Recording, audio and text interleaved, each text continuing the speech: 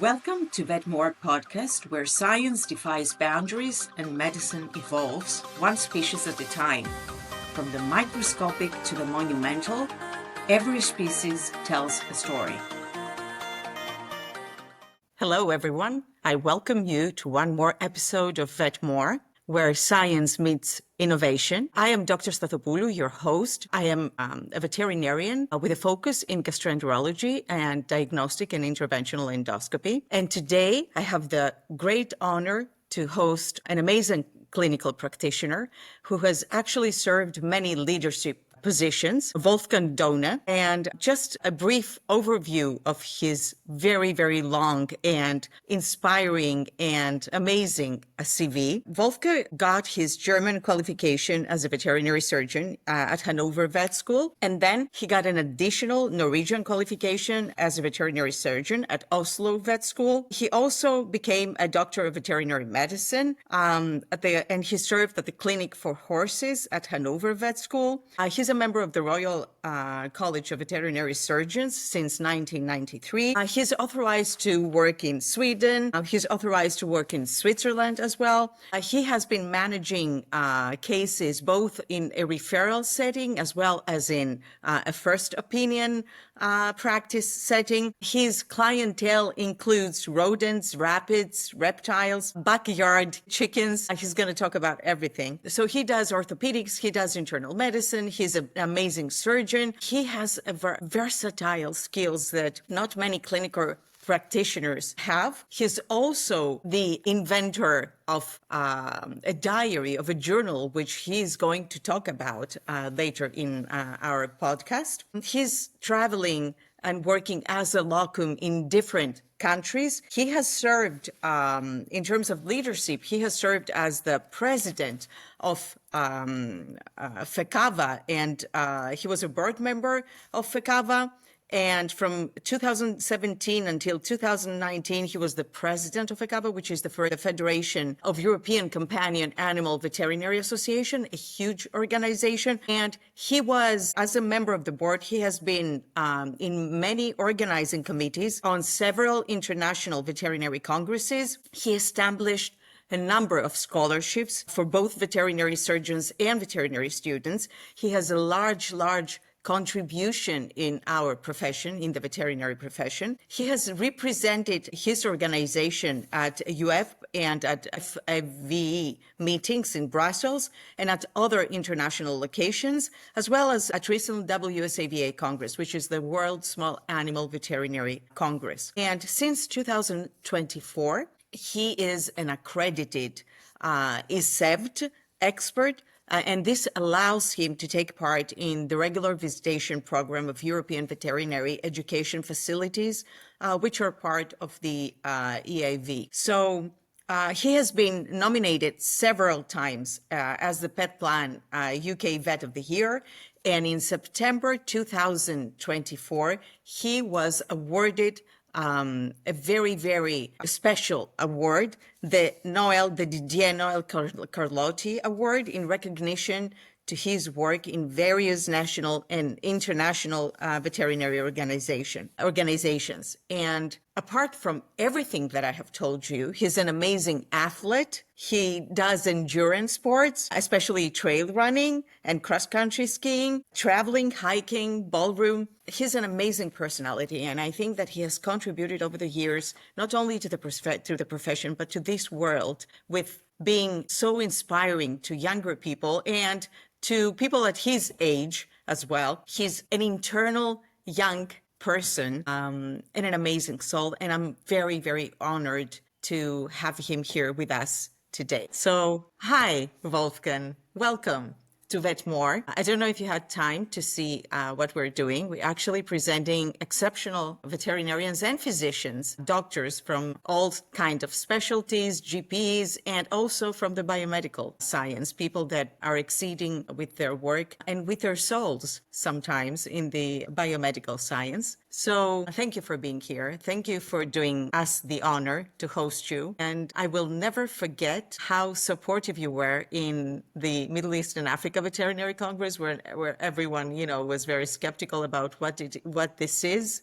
and all your support. And I will always be grateful for that. Well, I'm just always surprised and amazed, sort of, about all the activities you do. I mean, sort of now also this podcast, so interesting. I mean, you are whenever I mean I follow you on LinkedIn or so, and then all the courses you give all over the world, and then also conferences you organize, and then your own business you run as well. And I know you're obviously also a very active clinician in Greece, and it's just, how does she do it? How does she do it? How do you do what you're doing here? I already announced you and read to the people, to the audience, your CV. And I was, it was the third time that I read the CV over. And it didn't stop me being at an awe with everything that you have accomplished. So can you take us back a bit to your childhood? Where did you grow up?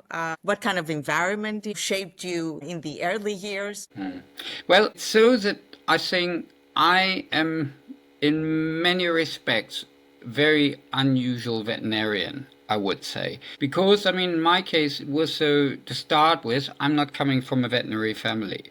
Yes, my late uncle, who I really never met, he died very early. He studied human medicine, but he really wasn't an influence on me. And also at home, my parents were very reluctant having any pets in the house. They considered it as mainly as work.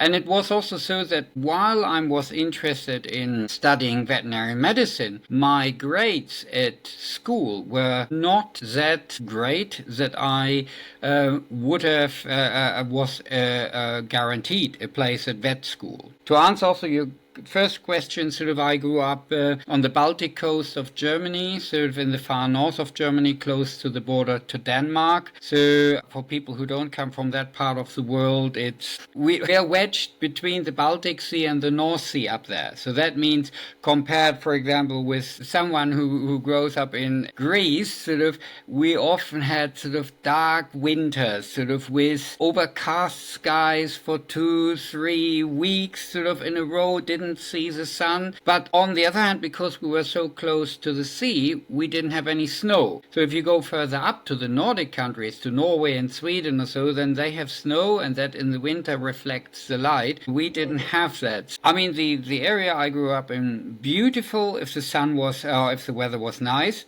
but quite often the weather wasn't nice. Still, sort of, it was not bad. And you had many influences, though, from other countries. The Baltics, are quite different, than the rest of the Germany as well. Yeah.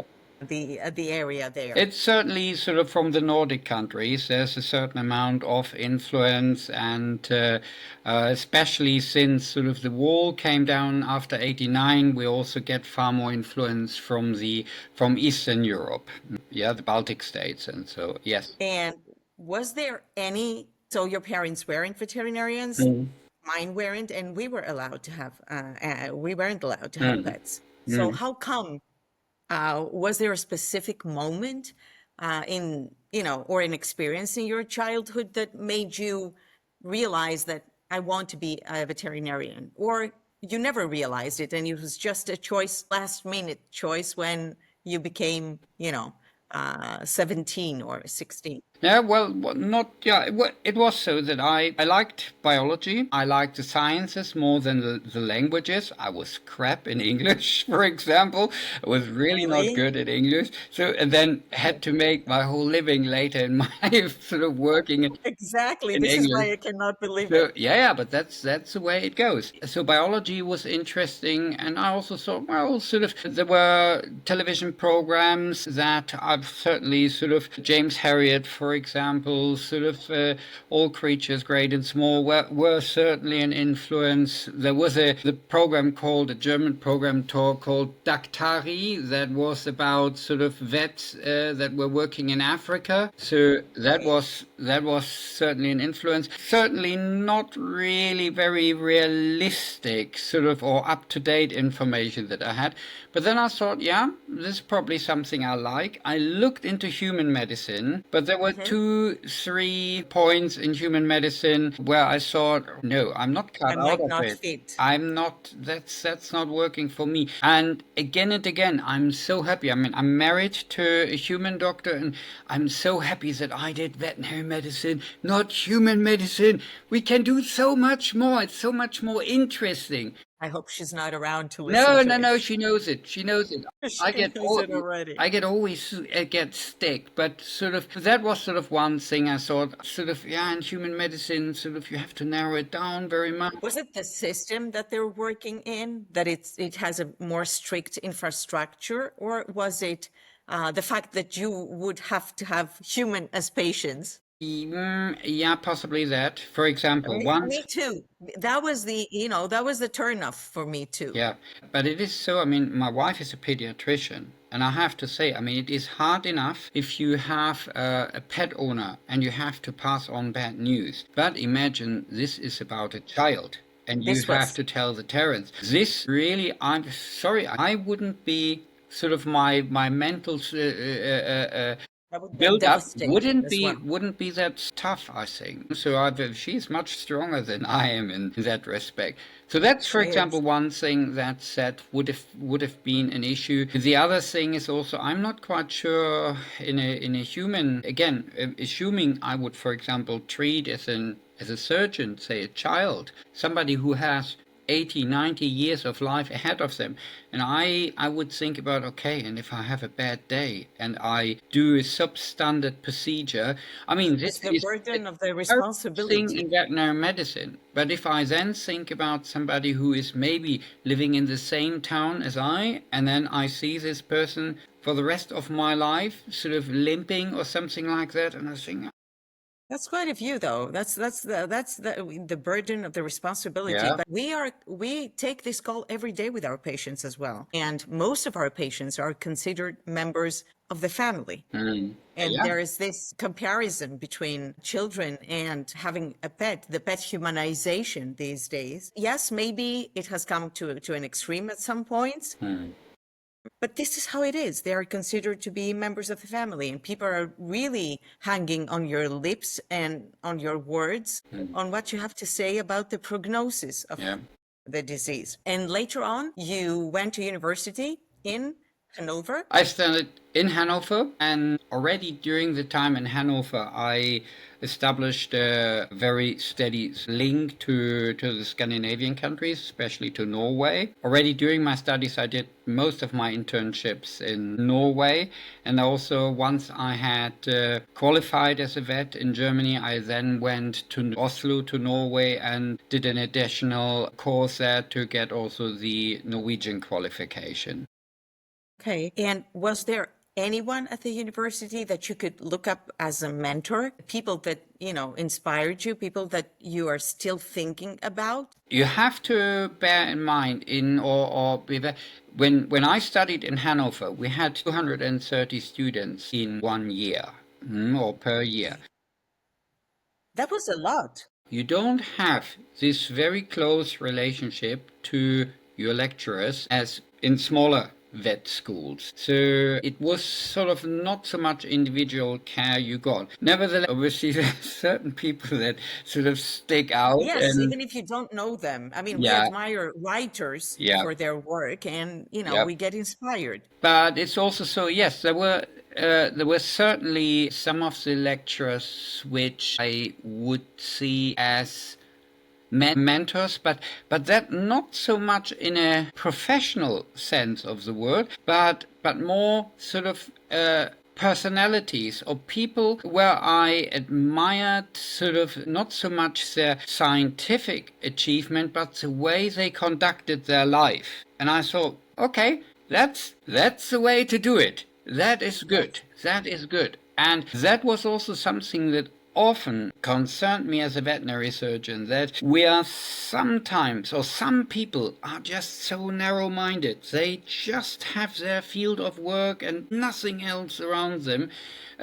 Obviously, they can be great achievers that way, but are they really happy people also? And I looked more out for people that could do both, that on one hand could be very committed to the work they did, but then also see all the time the greater picture, that appreciates the beautiful, the nice things in life. I mean, at some point, I mean, what are we working, what are we living for? Yes, to help, to have a nice job. I mean, I just listened to a presentation by Holger Volk, and he also said that actually we have the most beautiful job in the world. I absolutely still, I mean, even sort of 30 plus years in the business, I fully subscribe that. It's an amazing job we have. If you sort of tune it the way or manage to apply it the way it works for you, and that will be different from person to person. And I mean, for me it works extremely well, and I'm very happy in the work I'm doing at the moment. I wouldn't change a thing, but I also appreciate there are a lot of our colleagues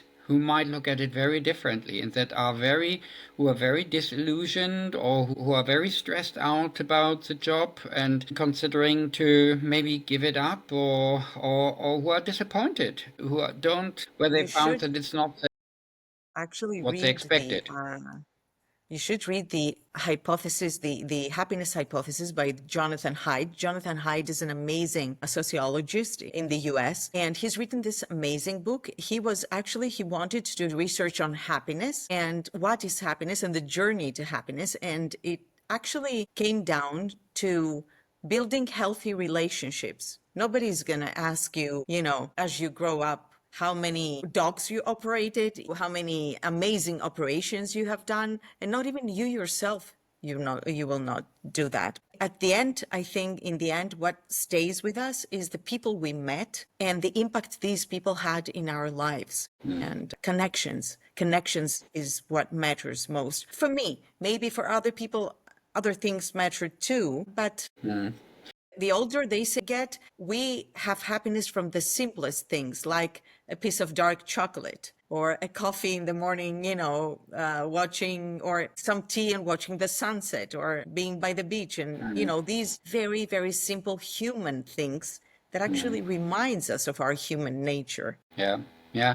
I mean, I often find that important things are sort of moderation and an understanding of yin and yang. So there is, to give you an example, I mean, if you have all the money in the world and you have all the time in the world, and you could travel all the time, traveling is a great thing, but you could travel now all the time, you will actually get tired of it, because it is too much of a good thing is just not good. What is really working out well is a contrast of things. So if you work hard for several weeks and then you get a few days off, man, you cherish that. The same thing, I mean, in my case, other people might think differently about that. Yeah, give you an example. With my wife and me, for example, Silke likes from time to time to gamble, go into a casino or something like that. She sets her limit, that's absolutely fine. So she's, thankfully, I think, she's not gambling away the house. Save you all. Nevertheless, very differently. So sometimes she's lucky, she appreciates the money she has gone. Sometimes she loses it. Okay, doesn't work for me at all, because this is somehow money that I can't enjoy. Because if I work hard and I'm well paid for the work I've done, and I know I've done good work, then that is money that I really enjoy. And if I buy then something of that, has been bought with something for which I've made an effort. I mean, that can be a physical effort, that can be an intellectual effort, but it's money earned. The other thing is just money that has fallen off the sky, and this is I often then think, well, if you have luck, you will also have misfortune, and it Yeah, will hold its definitely. balance. So the fundamental difference. I mean, not one or the other thing is not right and wrong, but for me, it's an important thing that sort of I have. If I've earned it, I can enjoy it so much more. And if I have worked for a while, I can enjoy times off very well. I mean, I like the outdoors, for example. The nice thing, sort of, if you spend a while, sort of freezing a little bit, being wet, being cold, and sort of hiking from A to B, and being in an environment where you really have to sort of look after yourself to actually survive also, Yeah. then you appreciate it so much more when you can lay in your warm, dry bed and you have a Yes, fridge in the house with food. You will enjoy it so much exactly. more if you have gone in a limited way through a period of hardship, or in any case not have limited supplies or so, or limited comfort. There has to be dark in order to appreciate light. Yeah, yeah, absolutely. And what you said now reminded me of an experiment. You know, this experiment with the kids about delayed gratification, this social experiment that they put them with the candies in a room. And at the age of 7 years old, so they told them that you can have the candy now if you want. So it's an adrenaline boost, or you can have, I will go out of the room, the psychologist said, and when I return, I can give you two candies. So they actually, that they observed the children that did not take the candy instantly throughout the course of their lives. And there were the ones that were the achievers. Mm, I don't know how you can measure mm. achievement, but they were the ones that had good grades at school, the ones, that were the first ones in sports. And they say that delayed gratification, you need to work for something in order to get it, to wait, to have the patience. It's an exercise that actually will bring you more in life later on. Yeah, yeah, yeah. I'm not surprised. Yeah. Your career spans in multiple countries. You're talking about me, and I cannot imagine how you're working in all these different countries. And it actually spans in a wide array of skills, from orthopedic surgery to oncology and internal medicine. And what has driven you to maintain, this diverse expertise? Are GPs heroes in the end? Yeah, it is. It is so that at a very early stage, I was lucky enough to put on the brakes if I felt that certain things are not going the way I wanted, and then I've made in the right moments the right decisions. So to give you an example, I started working once I finished at university. I started working first in Germany for 3/4 of a year, something like that, and I worked together with a really good veterinary surgeon, but a poor teacher. So somebody who did actually good work, but when you ask, how did you do that, or can I assist you with this, or something like that, then, yeah, very good books written about that, and someday you will find out about it. And so Yeah. somebody who was clearly not willing to pass on a lot of information. And I very soon realized, yes, I mean, it's good to watch the things sort of you see, but there is a ceiling, sort of what you can learn here, and you have to change, you have to move on. So this is not something that's to last very long. And other people probably would have hung in there longer and longer and longer. That wasn't for me. The environment I then was thrown into, I then also decided I was in this situation that sort of I came from vet school with lots of sort of like-minded peers sort of around me. Suddenly you're in a small practice. Sort of Germany, a lot of practices still are, but were at the time very small. One sort of senior vet or practice owner, and then you are the only assistant. And what about the equipment that you had in this small But that was practice? You pretty pretty good. much did the average GP practitioner's Yeah, first they opinion. were pretty good. He did also some orthopedic work, had his own laboratory, was good. Had an ultrasound machine, which he didn't didn't like, he didn't understand. Also, then I was working from 8 in the morning until 8 at night, every second night on call. And then he said sort of, well, you're not reading very much. So, and I wondered, why might that be?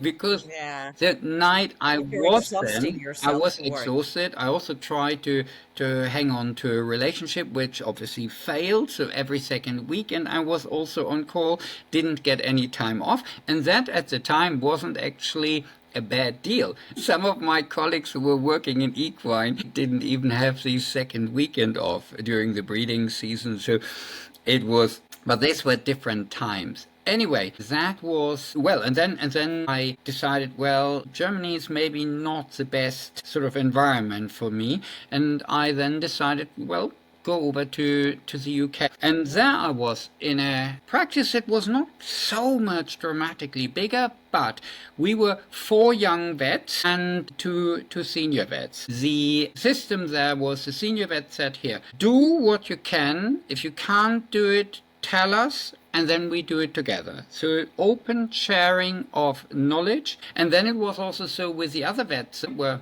all recently graduated or had just very little experience, and we helped each other. So the little we knew, we were very happy to share with each other. And I thought, yeah, that's the way to do it. That is the way I really felt at home in that environment. And I initially thought, well, go for a year or maybe 2 to get some experience and go back to Germany. Well, that's over 30 years ago. Yes, it's 30 years that you're living in the UK right now. Yeah. Well, that's still sort of. Do you see how people bloom in different environments? If you put them somewhere, they could be total failures. And if you change the epigenetic factors, then they can thrive. Yeah. Absolutely. I mean, this clearly has ideally to come from the top, from the leadership.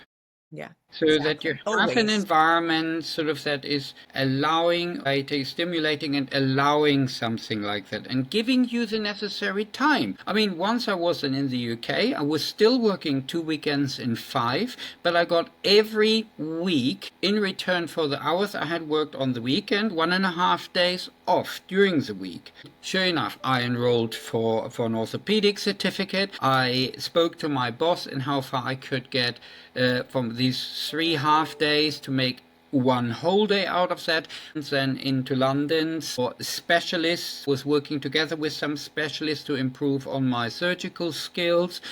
And I thought, this is amazing. They let you breathe. They gave you time to breathe. And I studied, I sat down, I was reading stuff and subscribed. Obviously, I was happy to suddenly have the environment. The other thing that was also very important for me, which I was missing in the first job in Germany, was because of these long hours of work, I couldn't exercise. So there was no physical exercise. And that is also something that lifelong was just super important for me and still is very important for me. Me too. This is what I missed most in Dubai. Mens sana in corpora sane.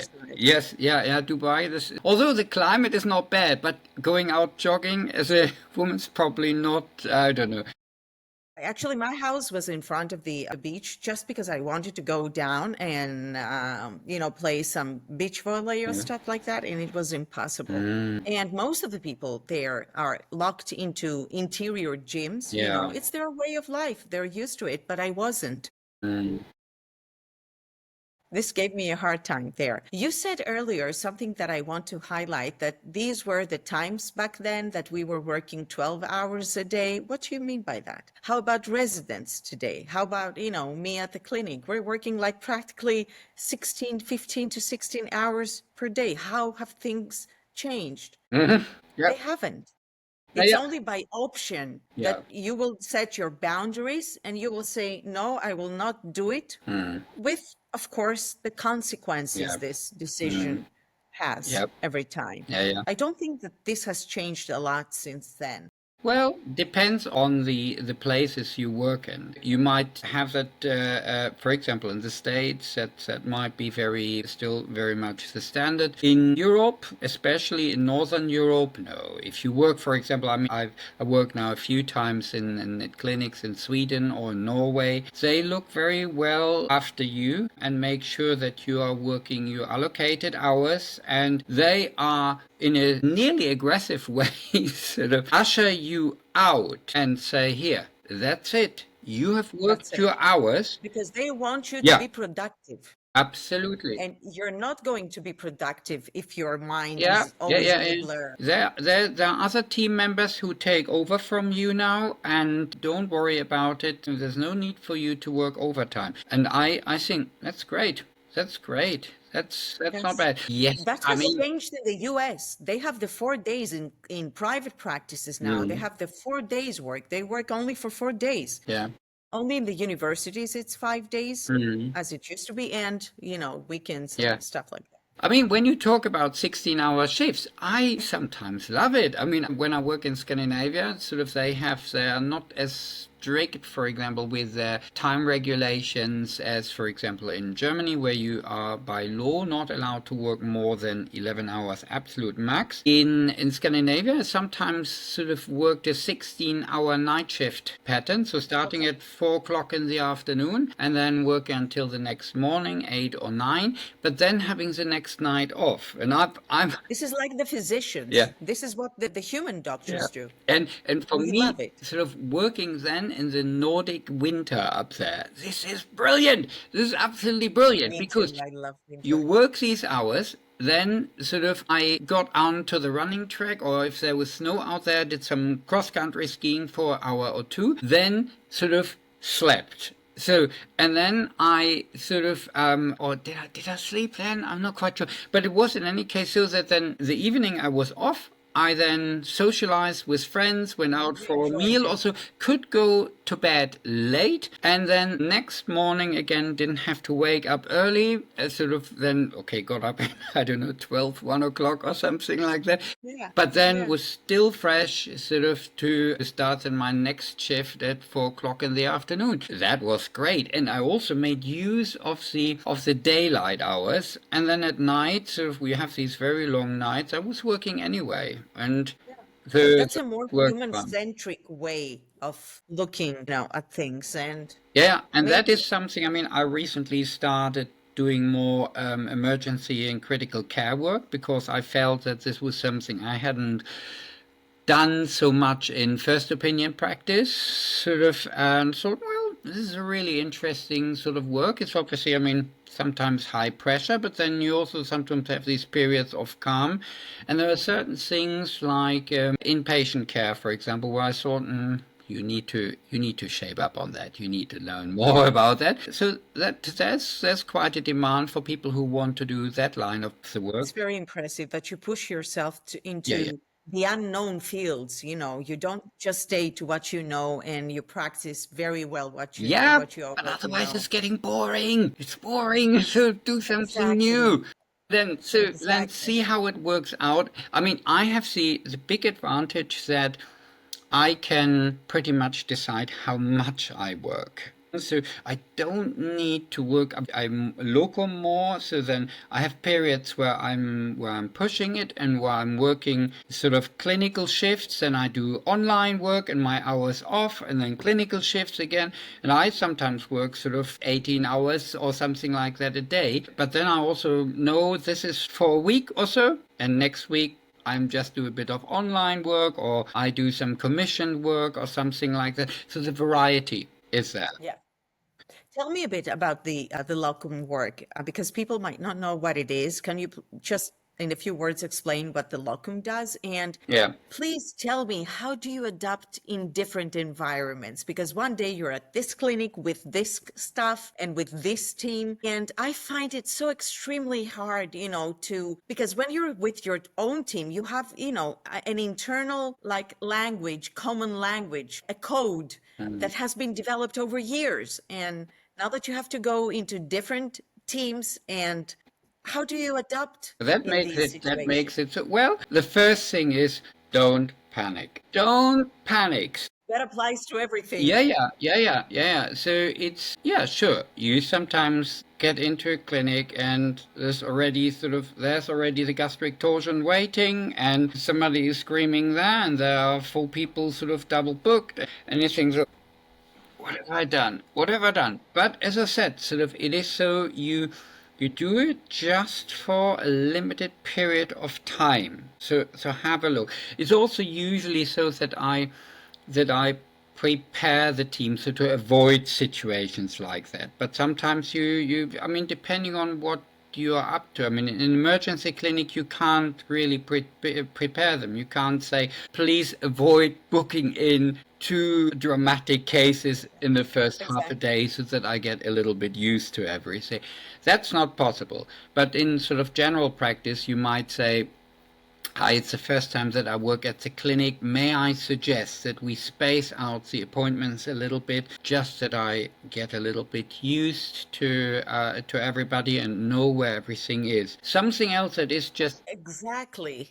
This is, from the very, very small things, minimal things, like I don't know where the syringes are or where the medications are, up to the communication of the team. The second thing is, and that's also, I absolutely enjoy sort of working in teams with professional nursing teams. So great sort of technicians. If there is a country where the education of nurses or techs is good, it's so much easier as a locum to work, because a lot of places are in fact run by the nurses or by the techs, and that is something appreciates it. Don't come in with an attitude, so I'm the veterinary surgeon, you do this, that. Whoa, not good. No. Appreciate what they can do, and again, have a look, are they comfortable in doing this and that? And I mean, a typical example are the nurses, for example, in Sweden or in the UK. They're really well trained.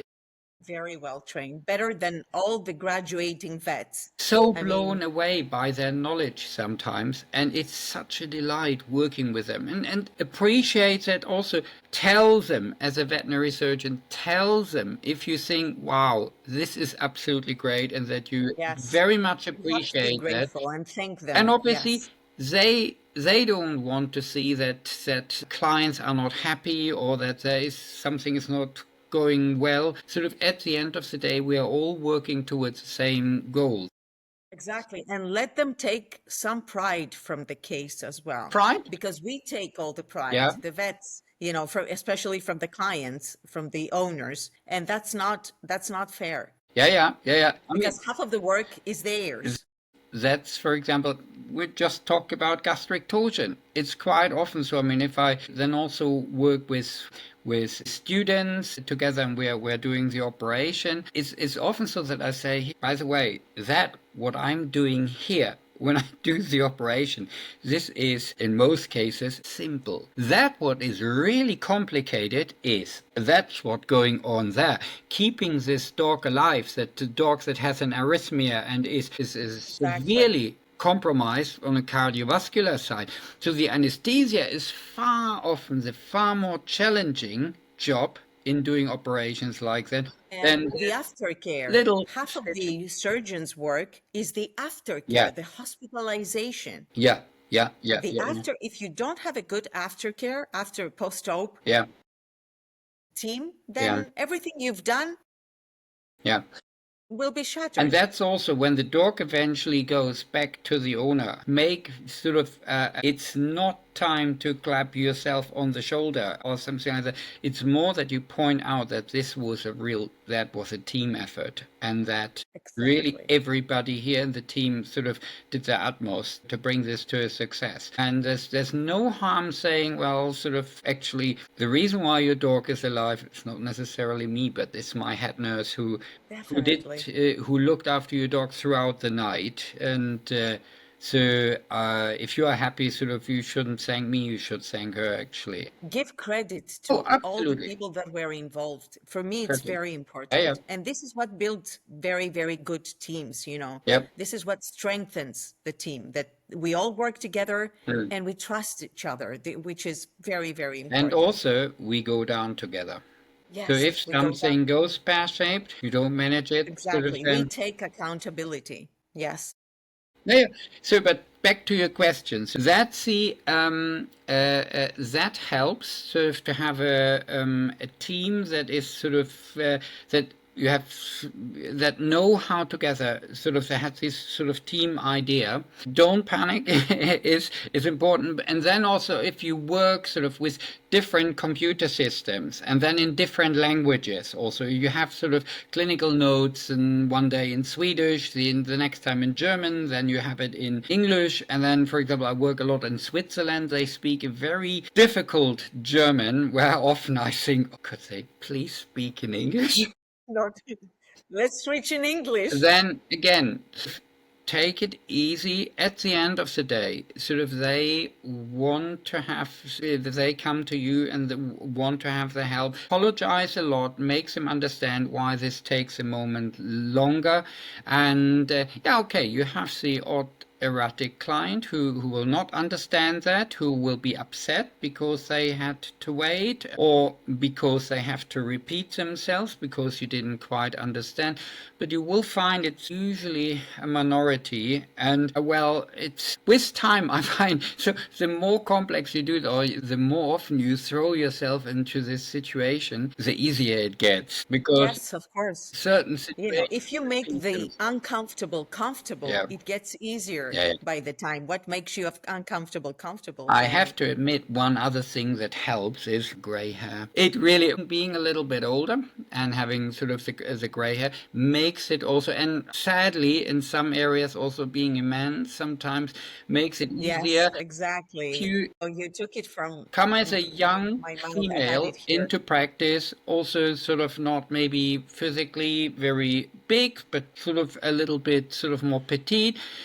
Then there are some clients who take advantage of the situation and then say, okay, well, you can't possibly know this or that, where's your boss? Also, with me, doesn't happen very often that somebody says, Yeah, where's your boss? you're Or lucky in something this like that. sense, but I know many people, especially where I was during the last 3 years, that were declining to be examined by a woman or by a foreigner. Yeah, And I don't think that it was just, the barrier of language. It's the mentality that's rooted. And at some point, it will change eventually for everyone. But, some places are more resistant to change, yeah. but change will come. Yeah. And what about now you've worked in both first opinion and referral settings. What do you think general practitioners can learn from the specialists and vice versa? Because, there is this presumptive elitism of the specialists that they say we are, maybe we have deeper knowledge, and they do because they have invested in that. They sacrifice 3 years and it's blood and sweat in there, as we all know, going through in order to becoming a diplomate. But I truly, truly believe that there is so much hidden treasure in the experience that a GP practitioner has. Absolutely. I mean, I was for quite a while on the board of FECAVA, and that as a predominantly or as a first opinion practitioner. And I was always very happy that that was where I came from. So not from academia, not from the specialist sort of line, because at the end of the day, 80-90% of us are general practitioner, and we need to have representation in these bodies. So because of that, so that was very important. When it comes to what can we learn of each other, so that's fairly easy to answer. Whenever I send cases over to a specialist, I would say in 50% of the cases, I thought with hindsight I could have handled this if I would have been more clever, or if I would have been more brave, or if the situation would have been a different one. For example, I have usually referred all my orthopedic cases when I was in England, because it's so fantastic referral clinics around me. It wouldn't have been fair to the patient if I would have done an operation, which I do once or twice a year maybe, if there's somebody else around the corner who does it much, much better. I rather do than the initial care with the referral, do the That's aftercare. ethics.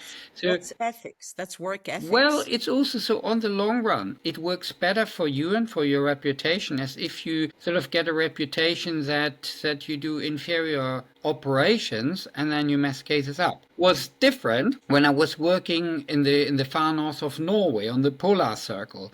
Sort of, I got a small dog in with a tibia fracture, and the choice was that I was operating on that dog, or the dog would have been necessary to fly the dog down to Oslo to a specialist, which would have been very expensive. The owners were not happy sort of to pay for that, or possibly even euthanasia.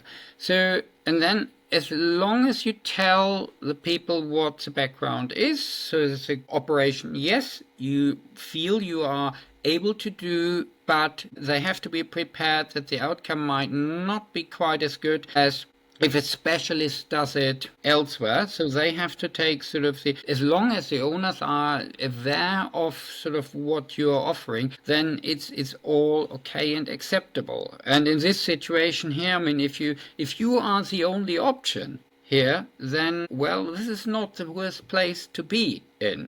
It's a matter of good communication, Wolfgang. Whenever we had clients not saying bad things about a colleague, it was because there was a lack of communication. Whenever we had complaints, it was not the complaint for the actual veterinary service. It was a complaint because there was some kind of lack of communication most of the times. And I this I happened. had cases where I thought, where I was, what shall I say, was upset because the outcome wasn't good, or we couldn't save a patient or something like that. So, and sometimes couldn't save a patient because, it was not a curable condition, or it was so that with the facilities at hand, it was something that say the owner said, well, we can only fund so far, and if it doesn't work, It's a financial okay. restriction. Nevertheless, sort of in situations like that, if they had been informed throughout along the way, I thought I very never had complaints, and I sometimes, despite an inferior outcome, I very often got presents afterwards from the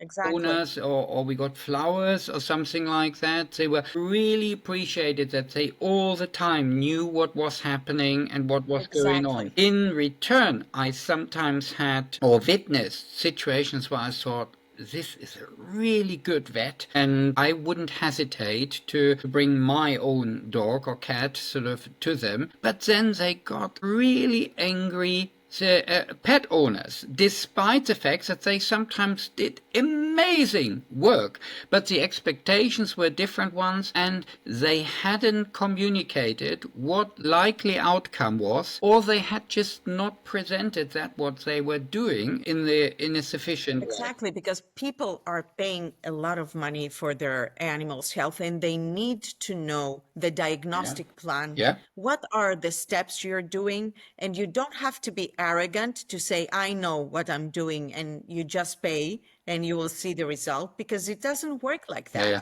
It's a mutual, And I mean, if you take the animal in, you hand the animal back, and here's a bill, $3,000. Well, clients will understandably be upset. But then, if you say in advance, okay, I take your dog in, I can't say at the moment what's wrong. What I suggest we do is we first do a blood profile, and I do an abdominal ultrasound. I give you a telephone call to give you an update. In case this is not getting us further, my next step would then be possibly to take some radiographs under sedation. If that is not giving us a result, I might be pushed to have to do an MRI or something like that. But I don't know at the moment. I keep you informed what's happening, and then we decide what we are going to do next. Exactly. This is the way. This is what you would like from your doctor, from your human doctor to do. Would anyone take my child, like kidnapping it and not see it again? It wouldn't be the case, not even in humans. And we have to be not less the doctors. But even in this scenario, if you then come back to them and say, I'm sorry, the MRI then showed we have something very unpleasant going on in the central nervous system. This is why we have this and this situation, and I'm afraid we have very limited means sort of to treat it. It's quite often not the outcome anybody wants to have, but still they are very happy sort of that they were kept informed. They don't Yes, mind the bill because they can see exactly. that was value for money, and it was done also probably much quicker than their own GP would have done it. And it's communication. Anyway, now. In the hospital, we had many patients that failed to leave because they had some kind of an incurable disease, and all the younger doctors were very scared that what are we going to say to the owner? And I said, disconnect the result from the owner. What we have to do is keep them informed all the time and practice good medicine practices. That's all. Yeah, yeah. If an animal doesn't survive, it doesn't mean that we didn't do our work, well. We don't have a magic wand. We're not gods. We're doctors. Yeah. And of course, we cannot save anyone. But on the other hand, if I do all the mistakes of the world and my patient eventually leaves, then I don't want, this is where I'm going to be very, very angry at me, at my team, and at everyone. So we have to disconnect the outcome. So you've led many veterinary teams, as you said, organized CPD events, served as FECAVA president. What are the leadership qualities, do you think, that are essential in today's veterinary profession? Because we go out and in the market without knowing anything about business, knowing anything about organizing our financials, knowing anything about leadership, because we have to be team leaders, even if our team is a very small team, or if our team is, a team of 100 people, we at some point have to take a leadership position when we get to be seniors. Yeah. Although I think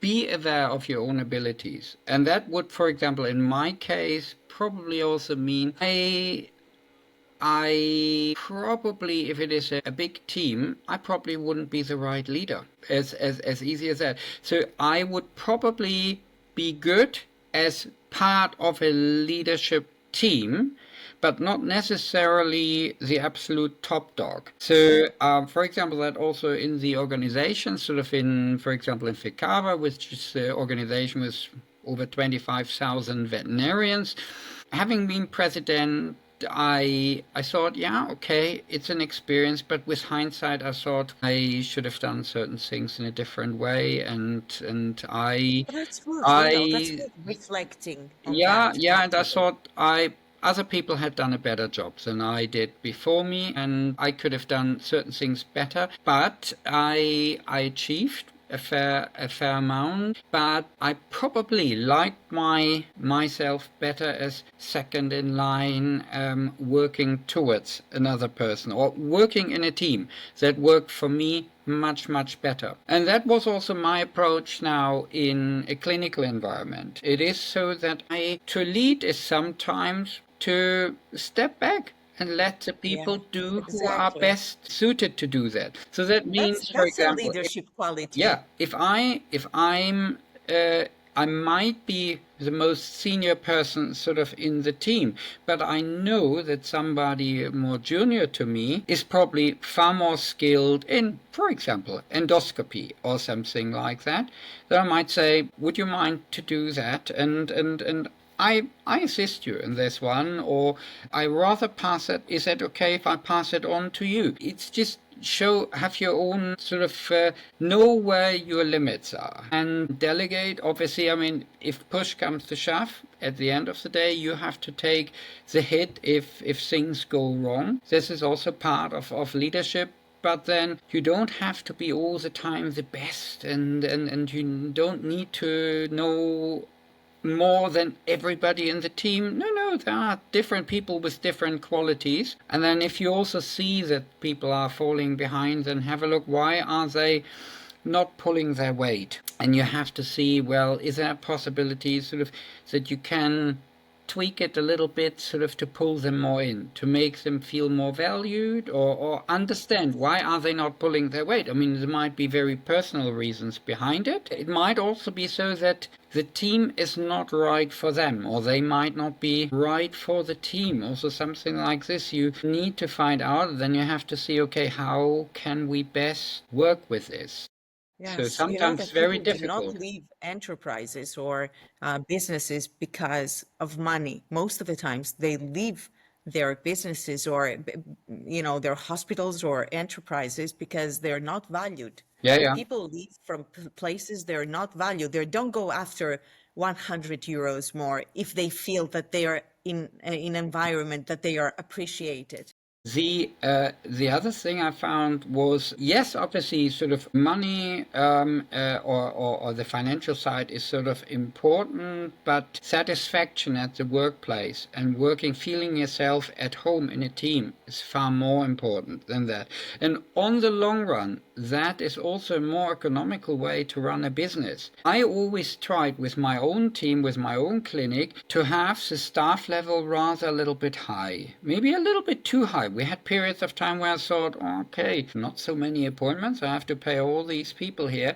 But then when push came to shove and we were overwhelmed with work, I said, well, guys, I know today we all have to push a little bit harder also, but on the other hand, sort of all jobs are secured, so don't worry about it. At least sort of we make the necessary amount of money so that nobody has to worry about sort of their place at work. And then also, if obviously again value, so there's no harm done sort of getting some flowers for your team members, or saying, come on, guys, this was a tough week. Let's meet tonight and dinner. Sort of the restaurant bill is on the house or something like that. Definitely. One of the best things I did with my team was in the UK. We sort of every year before Christmas, sort of you have this sort of horrible Christmas meal. Sort of, it's not horrible, but you go to the restaurant where everybody has to be jolly, and it's also so the restaurants are up here. They then limit sort of the menu, what they have on the menu. They squeeze people in on as many sort of people as possible for inflated prices, and it's not good. So what I did instead was every year, I said, guys, you are working for a foreigner, so you need to understand how we foreigners tick and work and how our clients, also 50% of the people who came to my practice in the UK came from abroad, 15% US, and then I had Russians, French, Spanish, German people also. I said, so every year, the whole team, we fly out to a different country, and then in the country, what we do is we visit veterinary practices over there. So, and sort of with the help of organizations like Ficava, I had enough contacts sort of that I could contact colleagues in Spain, in France, in Belgium, in Germany, and we had a look at how they were doing veterinary medicine. And for my team, it was so interesting to see how that worked. On top of that, it was so that at least sort of at the time, hotels and hotel meals and everything was so much cheaper on the continent. It was not high season than it was in the UK, especially, I mean, if you pay London prices. So it was much cheaper. Definitely. Abroad. So they all got a trip abroad every year. And I mean, that made the nurses are sort of communicating with each other between the sort of neighboring surgeries. They all know each other.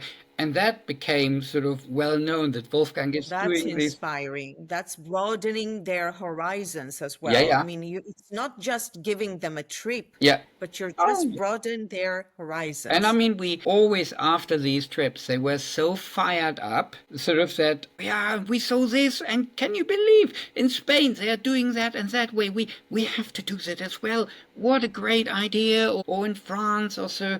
And then what I always made sure is that the hotel was nice, and then with me being there, I was the only guy. I only had women on the team. So I thought, okay, Saturday afternoon, I always choose a hotel where they had a nice wellness area with massages and things like that. I said, ladies, just do what you want to do or have done or something like that. We meet again for dinner tonight.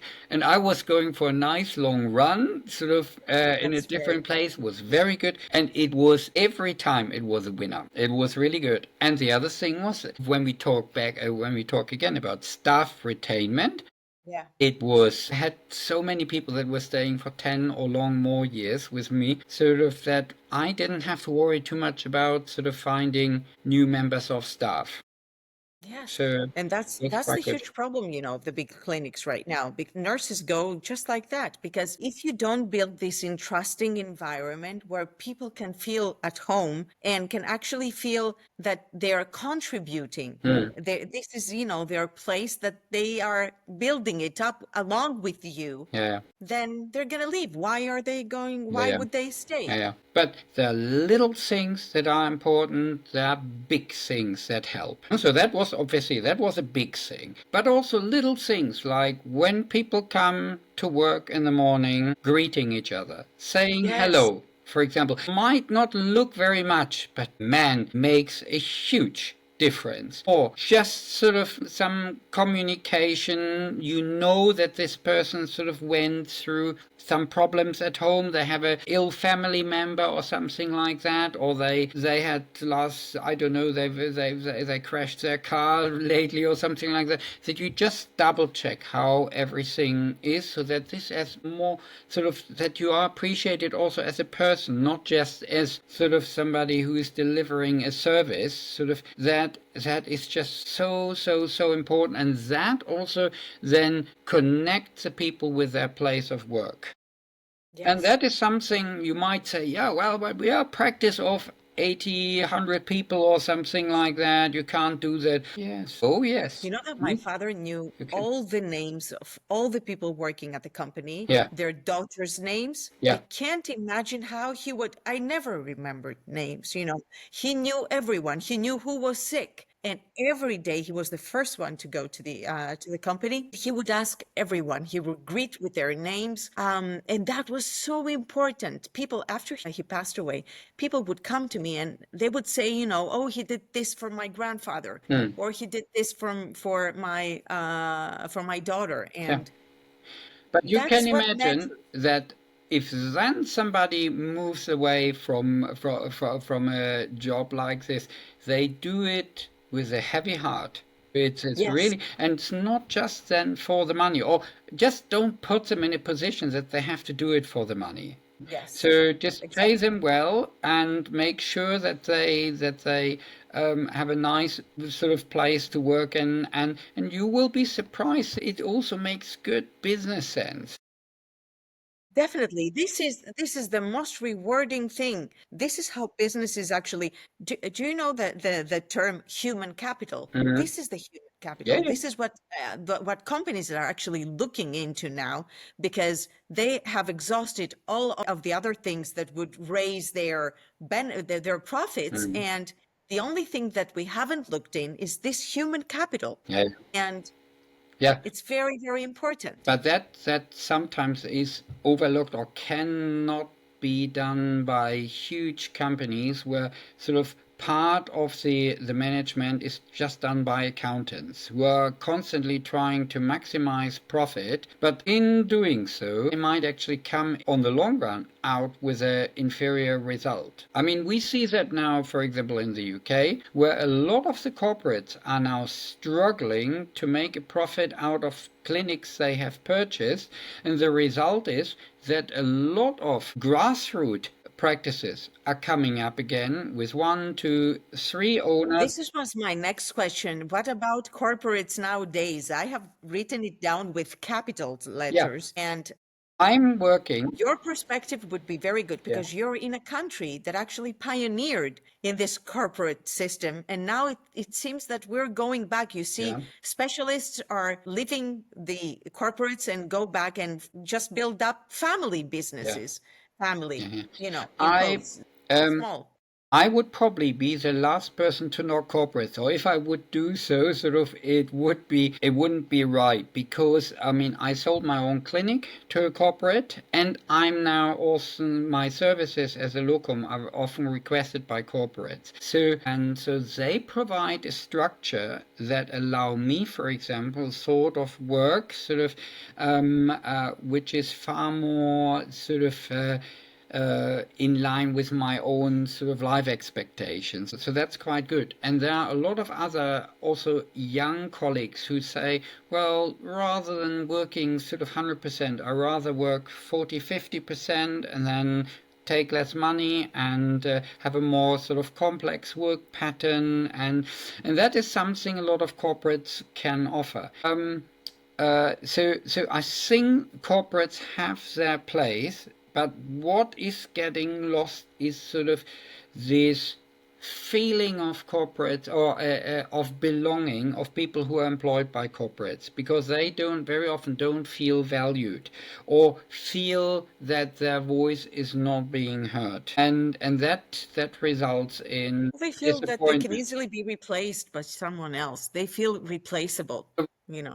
Or if decisions are made without really accepting or recognizing their input. If they say, well, say this or that machine, for example, it doesn't work for us, we need a different machine here, then yeah, well, but we have a contract with a big supplier and they only do these machines, so you have to make do or so. And this is then very, very difficult. Or for example, big problem in my case was, I can now sort of talk about it, was when agreeing the corporate taking over, it was also so that they expected me to work together with a cremation service, which I wasn't particularly fond of, because they had a national sort of arrangement with this provider. And yet I had a small family run crematorium, pet crematorium, which the clients were so happy with for many, many, many years. And that was something I said, oh, this is a big problem. This is a big problem. I don't want to stop working together with them, because, I mean, they cremated my own dog when she died, and they are lovely people, and the other service sometimes, so the people had to wait. The corporate, though, And that's, you know, for example, that was but they said, well, that's not negotiable, and then we had to find a way sort of around it.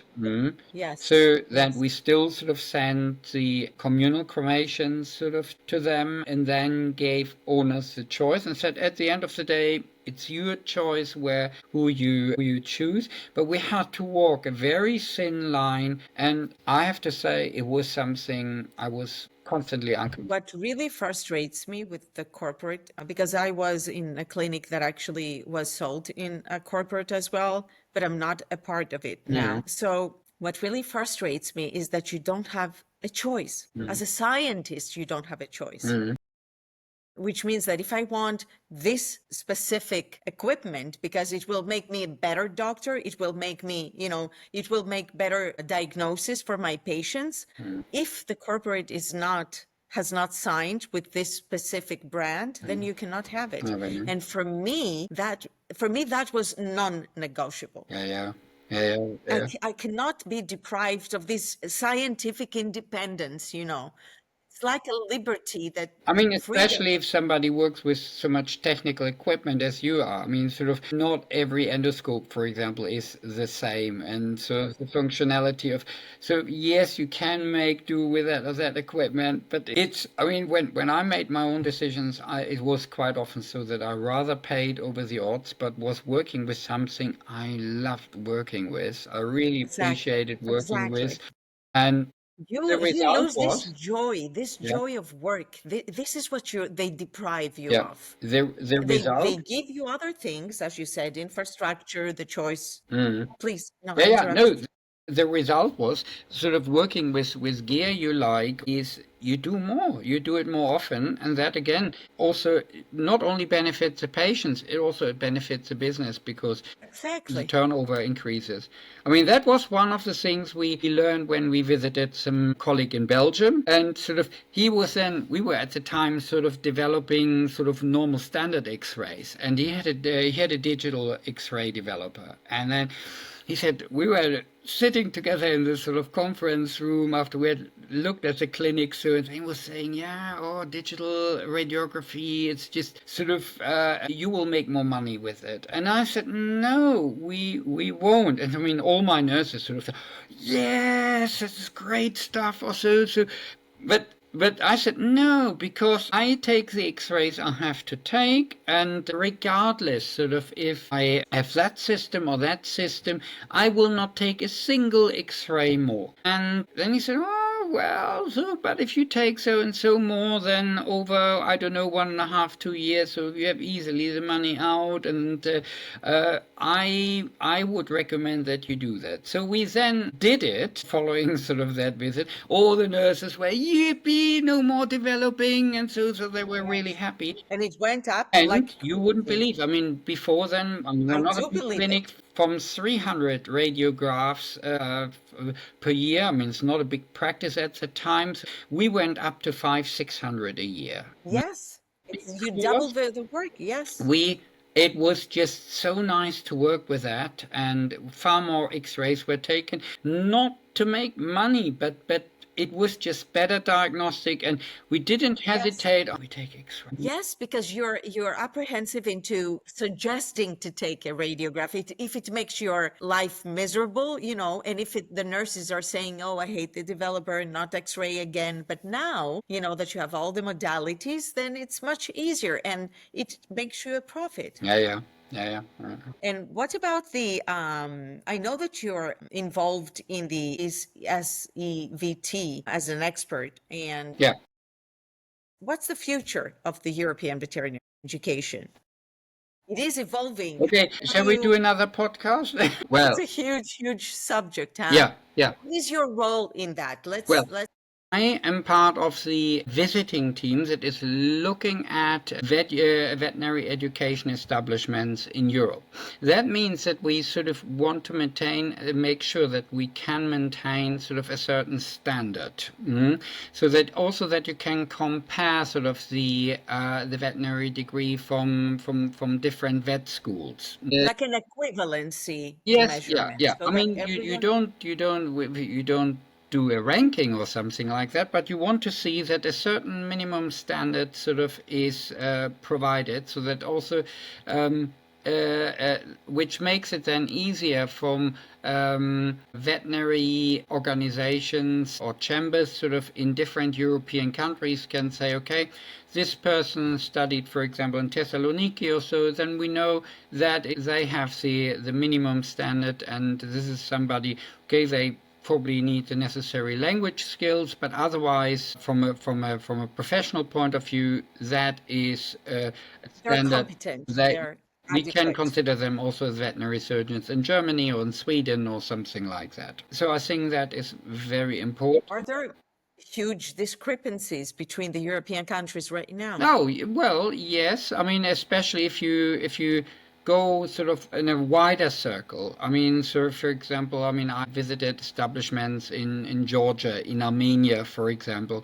These are countries where just recently sort of the veterinary degree was abolished. They said, so we're no longer sort of dealing with this, or if you call yourself a vet, you're a vet, or if not, then not. We are looking into this again, and we are sort of reorganizing the system also. So then obviously also the veterinary course is questionable, and how far this will be wholly at a similar level. Nevertheless, I recently saw again a very critical comment on LinkedIn by my colleague about sort of the standard of education these days, sort of at vet schools, and I thought, well, haven't we heard that sort of decades ago and decades ago, it was always so that established members of the profession were complaining about how little graduates know these days, and that they're not prepared for practice. Yeah, I mean, that was always the case. that That was was the always the case when case. I qualified, probably the case when you qualified as well. It's an ongoing thing. I have to say, I having also sort of a lot of contact with students from IFSA, the International Veterinary Student Association, which, okay, are probably a little bit more engaged than the average vet student, but nevertheless, also the students that saw practice with me at my practice in the UK, I was constantly impressed actually by the knowledge they had. Yes, they probably from a technical manual point of view, not quite there for first day practice, but I often sort of compared it with myself when I qualified. Yeah, definitely. They know much more than I do. They know much more than I do. But what Definitely. is different? Not from all countries, though. Not from all possibly countries. not from all countries, but nevertheless, if you see sort of there are a lot of schools that now throw out they run really good courses from countries where you think, well, I didn't expect that they were actually sort of that good. You can't never tell, but then the ESVT inspections they are helpful. And what is very nice, I mean, I'm part of this inspection team as a practitioner member, so not as an academic, because academics sometimes just not sort of aware what is needed in practice. And Exactly. probably my part in it is sometimes maybe this sort of part of, I don't know, sorry to say, applying common sense. Yes, What is common needed sense, and just in practice. So, but for me, it's also so educational, sort of to also see what is now done at vet school. How do they teach veterinary medicine, and things like skills labs, for example, with which provide possibilities to learn a lot of practical skills without hurting an animal. That is something that has advanced dramatically over the last few yes, years. and that was amazing. Actually, my last podcast was about lab science Yeah, research, and it seems that we are evolving in this area yeah, as well. yeah, Every time I do endoscopy with the live pigs, I'm so sad. You can't imagine how sad I am. yeah. That is, and it's sometimes. I mean, yes, there is a reason for it, or to do it also on live animals. But a lot of things can be done without animals, and Definitely. that's nice to see. The other thing is sort of also online learning compared with in-person learning. For some people might work much, much better. I very often found that the knowledge of vet students these days is much broader than it was when I qualified. What possibly is not quite the same is, on one hand, sometimes sort of practical skills, but then we were doing a lot of stuff without the necessary We didn't even do practical, practice and accepted or risk to do things wrong, where these days they are far more sort of conscious that they rather see it twice or three times before Exactly. they do it, which is maybe for the patient's sake not a bad thing. I think your generation was more bold and brave. Oh yeah, It had the audacity to try and fail. And now people are not very, very skeptical into even trying something that they haven't tried before without a supervision. yeah. And I mean, something that struck me recently was sort of that I sometimes thought, well, there's this great event on,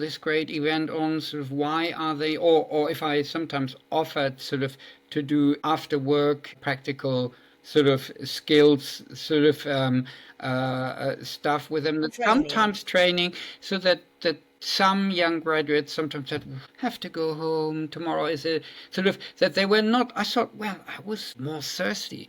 We were hungry. When I was at that age, I would have jumped at that opportunity. But what we should not forget is that the provision of continuing education and courses and things like that, there is just so much for them these days. Whereas in our case, it was so there was one textbook, there was sort of Yes, we had one limit. not you know, very much, and sort of if we got a little inputs, bit no extra, inputs. then we grasp it. But these days they could do continuing They're education. bombarded with inputs from Yes, everywhere. 24/7. And so there's a different need possibly also, or sort of It's a different to do era. continuing education. Yeah. And what about, I didn't know that you have established scholarships. What kind of scholarships have you established? I Well, actually read it in your, there are so little things, you know, very few things I thought I knew a lot of things about you, but it seems well, that I didn't. with the scholarships, sort of when I became the FECAVA president, it was so that there was one that was really sort of at my heart, and that was the FECAVA travel scholarship. It was so that I had learned so much by traveling to different countries and seeing Exactly. different practitioners at work. Even if you come from a country that seemed to have a very high standard and you go to a country where they might not quite run that standard, still you would be surprised how many things you can learn there. Also to things sort of how to do things maybe a little bit cheaper or more practical or something like that. So there's always a take-home message here. And I thought, why is it only us at organizations like FECAVA, so the board or the directors, that we travel to other countries? Let's open that up to normal general practitioners or practitioners in different countries, that they get an opportunity to stay for a weekend or for a course in a different European countries, so that we communicate within the continent of Europe, because there's just so much great work done there.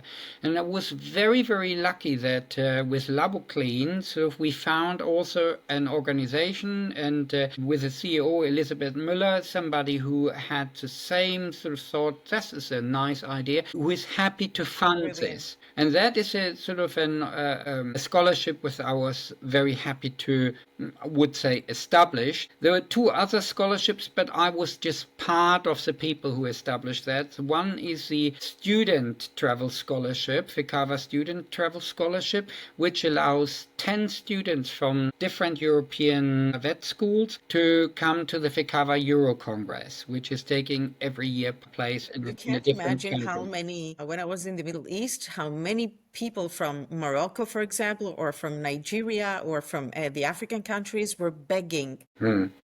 not only for the price of the ticket, Hmm. because they couldn't afford to come Yeah. from these countries, you know, for the whole package. And they were begging the students. And I was such in a miserable position, you know, Yeah, yeah. in a very, very bad position to not to have the funds to help them. And especially in countries where the inputs are very scarce and that the knowledge is very, very difficult to trace down. And I mean, with scholarships like that, you can sow the seeds of the forthcoming Exactly. generation of veterinary surgeons, because if they at a young sort of age or point in their professional life get an opportunity to see how work and also how interaction on an international level looks like, and that you then sort of have the possibility as a vet student sort of, yeah, talking with people like you, for example, or other renowned lecturers, sort of face to face, how much that motivates them. And then these students, they go back sort of to their vet schools,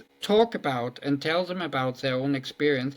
And this, I mean, this is really sort of prepares people to go to international conferences also in the future. Exactly, exactly. And it's that you take them from this introvert state that they are in their own country, in their own, you know, with just within the borders of the veterinary faculty they're in, and you make them citizens of the world this way. Yeah, yeah, yeah, It's yeah. That's it's a the. huge contribution. And then the third thing is the Didier Noel Calotti Award. That was something our great That's a colleague. remarkable honor. A Yes. remarkable. We are, everyone who knows you is so proud of you, and No. it was so well deserved. No, no, So yeah, well yeah, deserved. okay, that's, but to tell you a little bit about that story, this would not have come about without our mutual colleague Ben Albalas. Ben, who knew Didier very well, he came along with that idea, and I just sort of then pushed it along a little bit, so I can't really take the laurels for that one. That was pretty much sort of Ben and Ben's initiative sort of to get that one going. But it's a nice award that I also, to me, for example, now means a lot to have received it, and I hope that we will get opportunities many more times sort of to hand out this award. I want you to talk to me about the diary now. So you know that I'm a huge follower of the diary, and I read each and every page of the diary. I was even in one of them as well. Tell me a bit about the Blue Vet Diary. Well, yeah, that's the reason how this came about. Sort of, I had sort of, obviously a lot of my clients were a bit upset when I eventually said, okay, that's it with my clinic, so I walk away now from the clinic. Then, yeah, but what are you doing? What are you doing? And so, are you retiring also? And I said, retiring? You wish. No, I mean, that's hopefully not happening for a long time. It's just doing something different. But I said, if you are really interested, well, I'm planning to start a diary. It's more, it's not necessarily so much veterinary medicine. It's also my view of the world, of the life as a veterinary. This is why it is so precious. As a veterinarian, sort of who has worked sort of for many years, but then also, as I said at the beginning of this interview, the important thing is see also life as a whole. Don't just have a narrow view of veterinary medicine, but there are so many other things. Sort of, there's art, there's music, there is nature around us. I sometimes write about sort of going for a run. I mean, I did that recently when I was in Athens, for example, which is an amazing run in the morning. I thought, yeah, that makes a nice little entry. I write about sometimes food. I write about people that impress me. It's often trivialities. It's sometimes, I mean, there's usually something with veterinary medicine in the background. That's important part of my life. But and I urge the audience to follow it. Something these are amazing stories. Yeah, something I don't write much about is sort of my family, because that's sort of, okay, that's a very sort of private thing. It's your private thing, yes. And it's also, I mean, I always say sort of we are individuals, and we will also to some degree remain individuals. Sort of, maybe I'm also not sort of the greatest family man or something like that. So there are other things also in my life, and I hope there always will be other things sort of in my life. And my wife knows it also, that from time to time. But I think this makes you a great family man, because family men inspire other people and give them space. And I think that's a huge part of being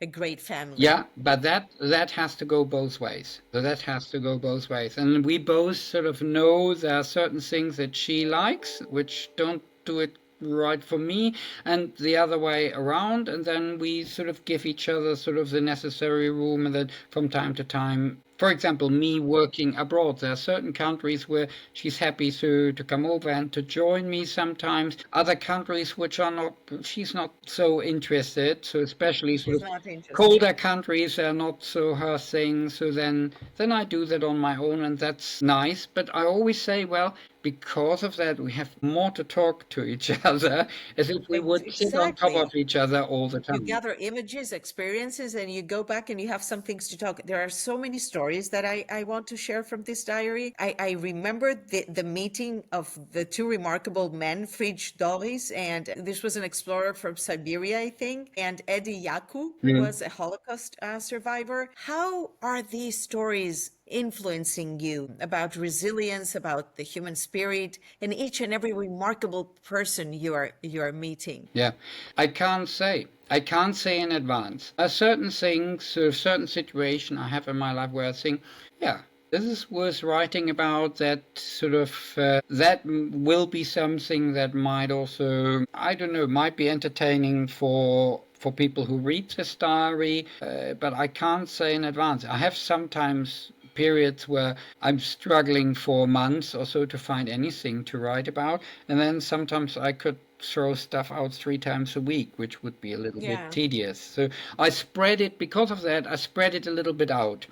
I sometimes have things already sort of in the pipeline, but I think, well, maybe not to overstretch it. Maybe once every couple of weeks I throw something out. If I'm traveling, it's usually more. When I was, for example, last year when I was in Nepal, then I have more time, and then I also have more things to write about. And then other times, sort of, there might not be so much, and I don't want to bore anybody. And I need to be in the mood also for it. Clarify me this. You mentioned that you attended a veterinary congress and learned about advanced procedures like endoscopic neutering of chickens. Are you going to integrate that? Yeah, well, oh gosh, when was that? Oh yes, yeah. That was I mean, I was so surprised because he had to do with endoscopy, and I was laughing all day long. I had, oh my God, what is he talking about? yes. How is he going to use that on Yes. chickens? Yeah. But I mean, a lot of the people who are reading this diary are not veterinarians, and I have Sure. said so often that I meet people sort of and sort of, yes, you are a vet, and so, yeah, right, oh yeah, you are a vet, sort of. Do you also operate on animals, and do you also sort of do you use more than I don't know. They have sometimes very primitive ideas of what we are Yeah. doing. As I mean, we are just sort of treating fleas and maybe vaccinate dogs, and People that's it. think that we're less of doctors, Yeah. you know. Then when I tell them sort of, actually, I was recently at the dentist in the UK, and they were taking an X-ray of my tooth, and I thought, well, that's a far inferior X-ray machine sort of than that what I have in my veterinary practice. Sort of, it's sort of the level we are working at these days astounds some people. And there are sometimes procedures. I mean, what I often ask for is, how do you perform surgery on fish? For example, how do you do the anesthesia of these animals? And Yeah. that is, I mean, we might say, yeah, well, it's common sense. So you have to run the anesthetic agent then through the gills. And so, but that is for us, it might be trivial also. But for the average sort of pet owner, this is amazing. Sort of, Yes, you they're can amazed at perform that. surgery on a koi carp or something like that, or sort of other exotic animals. Sort of, I always say, sort of, if somebody comes into your consulting room with a sack over the back, sort of, with an animal in it, then it becomes interesting. So Exactly. as usually a snake or something like that. Yeah. Nevertheless, so it's this is the beauty with our job. I'm amazed with his diary because you're combining the veterinary medicine, not only the veterinary medicine, as we said, but with extensive traveling, with curiosity, with, this professional curiosity that keeps us alive, actually. What's gonna be your next entry? Or you don't want to reveal? You No, don't no, want to? no. It's a guy again. I was working last week in a week in Switzerland, and now winter is just sort of passing, and I had a lovely run sort of at lunchtime, sort of between consults, and that was something that inspired me. So it's already half written. So And that's the it. pictures are yours. You're Yeah, yeah, taking the yeah, yeah, pictures, and yeah, yeah. these pictures are so professional, Wolfgang. I mean, they are Okay. amazing pictures, all of them. And I'm gonna have to how are you? Are you handling okay? Yes, It's a long podcast. You know that this is the trend now. I We just had the I discussion. always like talking to you, Vassiliki, so no problem. Thank you. That's a huge honor for me. Have you ever faced any resistance or skepticism as a foreign veterinarian? Yes, How yeah. did you overcome that? Well, it is sort of it's different sort of from situation to situation. So it was, for example, sort of I once sort of had a real Viking with possibly a bit of a Nazi background or something like that in the consulting room in Sweden, and I walked in and said, "Oh, hello, my name is Wolfgang, and is it okay if we do the consultation in English?" He Yeah, was not going because to have it, so I said, "Okay, fine. how is it about Norwegian? And you see the Swedes are, although there's this ongoing competition between Swedes and Norwegians sort of on sports events, and generally they make fun of each other, sort of secretly. Very often the Swedes are looking up to the Norwegians as possibly the more genuine sort of Vikings or Nordic Yes, people. The yes, Norwegians, in turn, look up to the Icelandics, the people from Iceland, because they are a yes, little bit like sort of the Norwegians were 600-700 years ago, because they still. yes. The more backwards the Yeah, well, also line they goes. speak more like that. So I then addressed him in Norwegian, and that was something he thought he obviously we probably could have done then the consultation in English, but just as a He sort was of resistance, reluctant. he He wasn't. was. So he didn't expect that.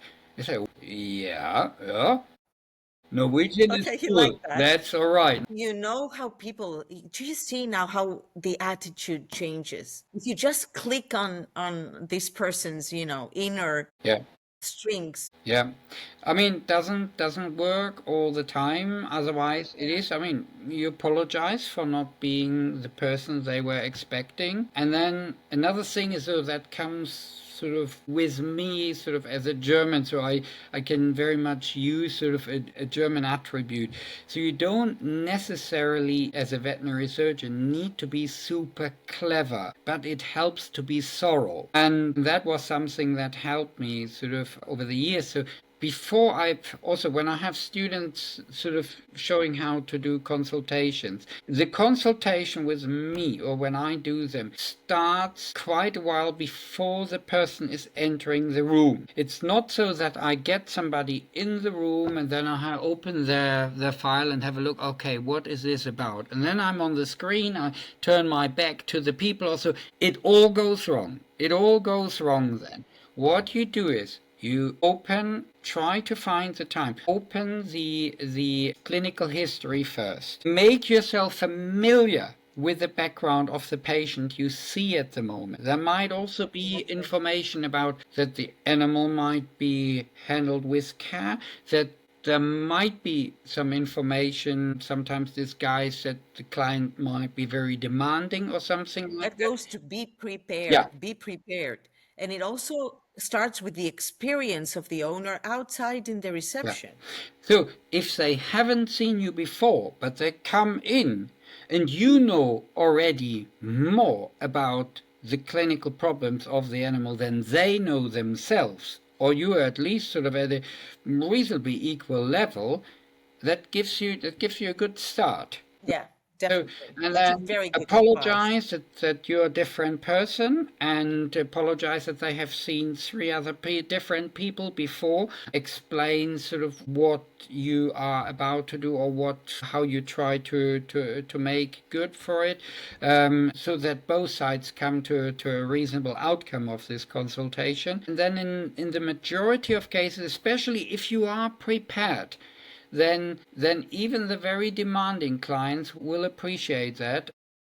Definitely. And will trust you. This is what all They trust people you, yeah. want from their doctors, to trust them, to let themselves, to be relieved and to know that they're in safe hands, or at least in the hands of somebody who knows how to navigate Yeah, the. but this also, so I mean, I have to bear in mind when I do a locum, I'm there for a week, two, maybe a month or something like that. But then comes a time when I will not see this patient again. Then I think it's good practice that you put yourself in the shoes of the person who has to take over. So always then write a treatment plan, or what is my line of thought with this patient, so that they get the best head start possible. I might possibly even write a small summary, sort of, this patient has had this and that operation 2 weeks ago, is recovering at the moment, recovering fine so far. However, my suggestion is for the next 2 weeks, we should probably do this and that. I prepared the owner that we will do this and that. If this doesn't work, please consider that and that. And don't hesitate, contact me if you want to discuss the case further. Very amazing approach. Yeah, but that Amazing is approach. I think, something they can expect from you as a locum. On the other hand, I appreciate it, obviously, if a little note like this, or for example, sort of what I miss often in practice management system is bit of a summary with the patient. So some systems are very good with it, some completely lagging it. And then you have sort of pages and pages of clinical history. Of just clinical reports and of, blood tests that you have to go through all of them in order to understand what's going on. Yeah.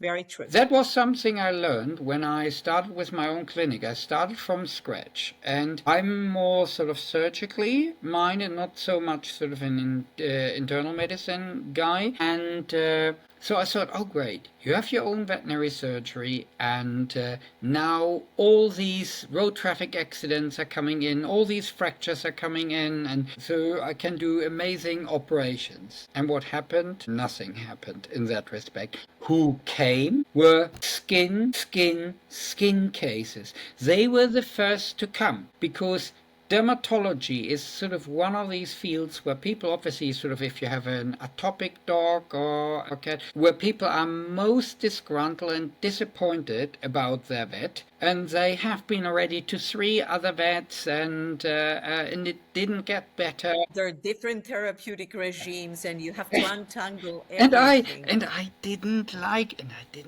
dermatology very much. But what I had was, because started my new practice, I didn't have a lot of appointments and I had lots of time. So that meant they sometimes came at that time with so much sort of clinical history, so then 50 sheets of previous clinical notes. I said, please send them in advance to me, that I'm fully prepared. And when they came in, I had gone through it really with a fine comb. And you had a plan. I had, not necessarily a plan, but I had an overview what had been done, how long these things had been done, because there were sometimes sort of treatment success, but then they had relapsed again. But then you think, well, no surprise, because they just, in this case, I assume they stopped the treatment, the antibiotics, the steroids, whatever, sort of they stopped that too early. It was also quite good to know what other treatments had already been done, have they had an elimination diet or not, because when they then come in and you say, oh yeah, so had a look at the clinical notes, I say, oh no, it's sort of, okay, you have this problem with your dog, I suggest we do an elimination diet. And they have done it already twice, then it's understandable that then they say, well, we did it already and it's no point. Yes. If you say to them, well, I could see from the clinical notes that you did 5 years ago already elimination diet, and you again went through it, excellent, by the way, sort of that you did it again sort of 18 months ago, success, but again with that diet, didn't work out. Good. That is really helpful that we know that already. And then go further into it, and then they see, well, you made an effort and you're already aware what's happening. And by doing that, I managed to get quite a good reputation, unfortunately for more skin cases. That guy is really thorough also, but it's very often it is just have a system and then sort of go by sort of flow charts. And I think that people are really trusting people who seem to have a coherence, a system. They have a systematic approach to the disease. And I think that that's what medicine is all about. It is instinct. We are clinicians, and we have to be with all our senses, with palpation, even with our smell, with everything, use all of our senses. But we also have to have a structured approach. And this is only gained by studying, because if you don't know the disease, you will never look for the disease. So there are many, many components. And be honest. There's so many clients who are, well, I said, quite honest, I had a look here. When they come for second opinion, for example, and I go through it, I see the colleague who has seen the patient before. They've done really good job and did did a lot of amazing work. Thorough And I have investigation. sort of a look at it's sometimes so that I just say, start with, I mean, I went through the notes, and to be quite honest, I would have done it exactly the same way. They did really a good job. Even if they come That's in, an honorable thing your to do. your colleague doesn't know a thing, and I say, well, sorry, but I went through the notes here. And I mean, if you have a look in detail, sort of all the things they did, it's actually pretty much textbook. That is sort of how these problems are addressed. And to be quite honest, I had a look at your dog, and I also think this is more complex than we might think. And my suggestion would be, don't waste any further time with sort of me or so. I think this is now a case that needs to be referred to a real specialist. But I have the right person for you. I rather go there. I'm very happy if sort of he or she sort of wants me to be involved than to do the aftercare. But I think we are reaching here a level of complexity. You will probably not have much joy with a general practitioner here. This is really a specialist. This is a very noble thing to do. And first of all, not to say bad things about your colleagues, which I always want to protect, not out of this,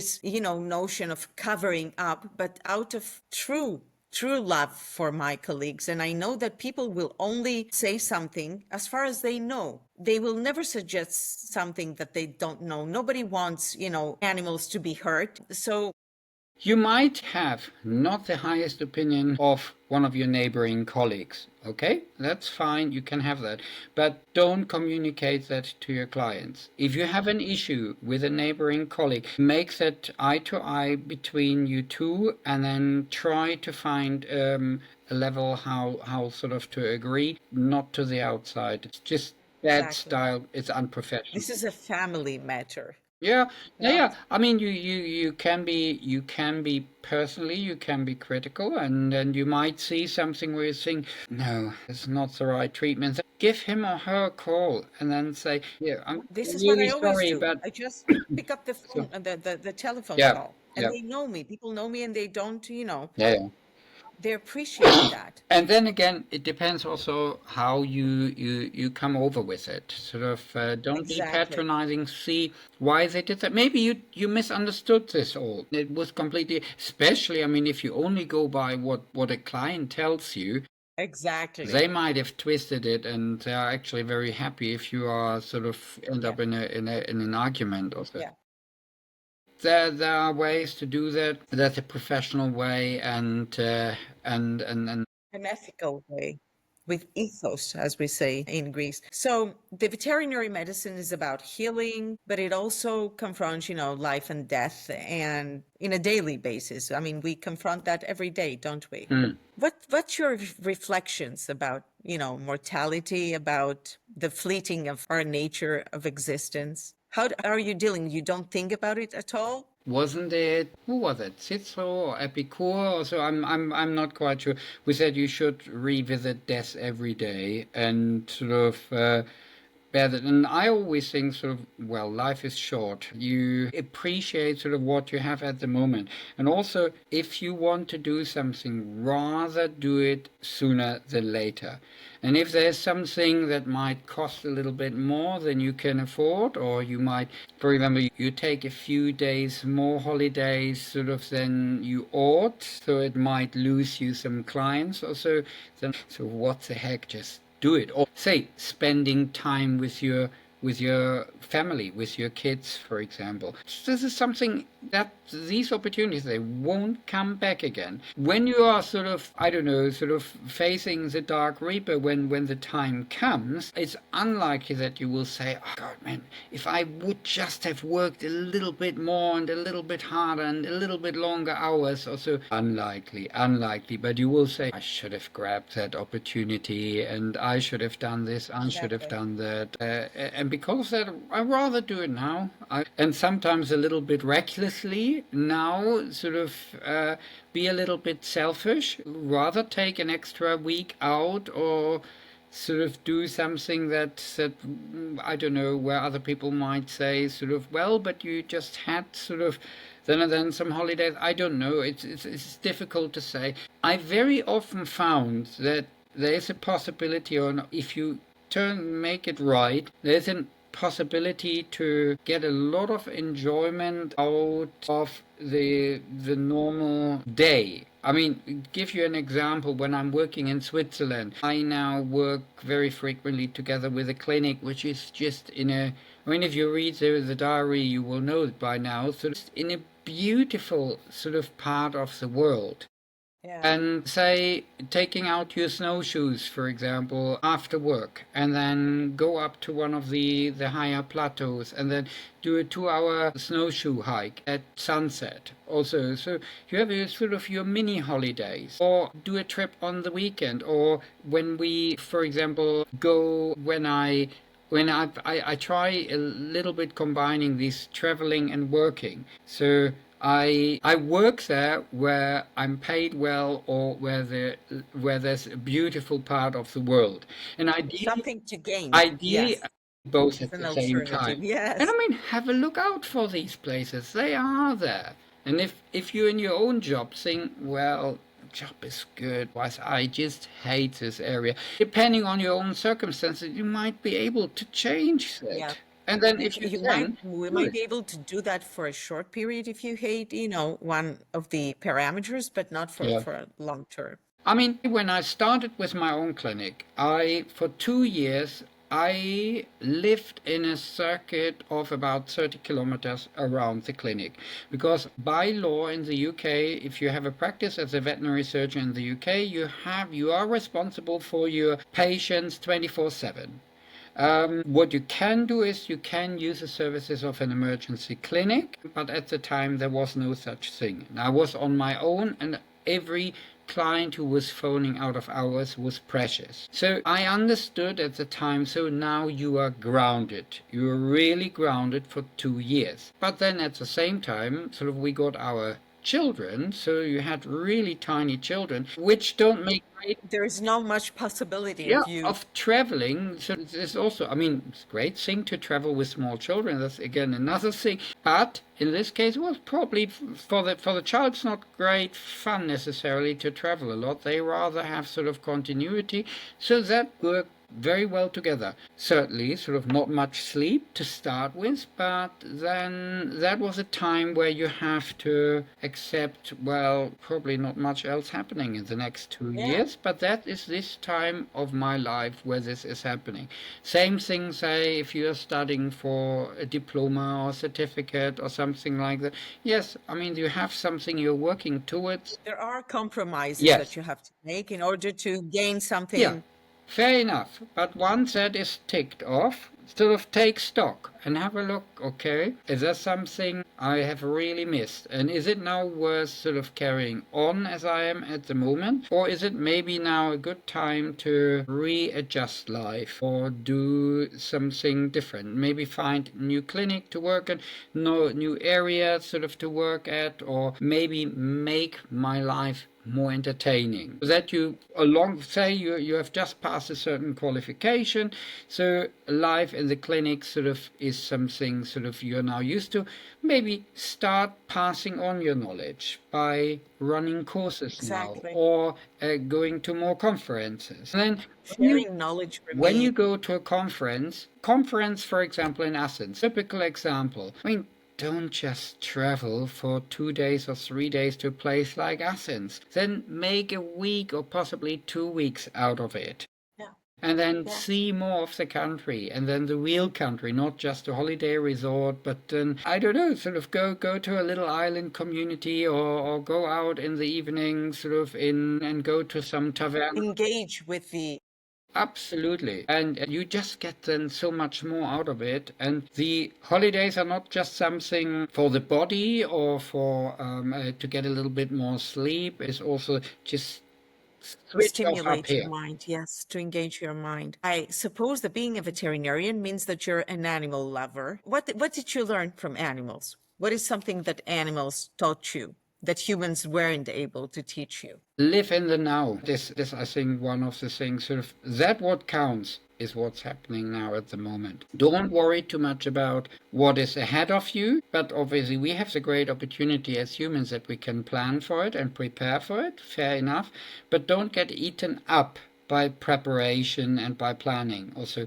that what counts is now. And then also what happened in the past. Yeah, okay, you learn from that, but don't be weighed down by that, what happened in the past. Sort of just take sort of life as it is in this very moment. And that is something. You can't go forward if you always look backwards. You cannot step forward. I love history. Sort of one of the things I love sometimes reading are sort of expedition diaries of sort of polar explorations sort of at the 19th and early History of 20th. which countries, Wolfgang? Yeah, so North Pole, South Pole, something like that. So really sort of physical hardship, but then also real sort of survival, something like that. But then also sort of how did all of these explorers, they were not on their own, they were always in a team. And then in a team under really sort of strained conditions. And then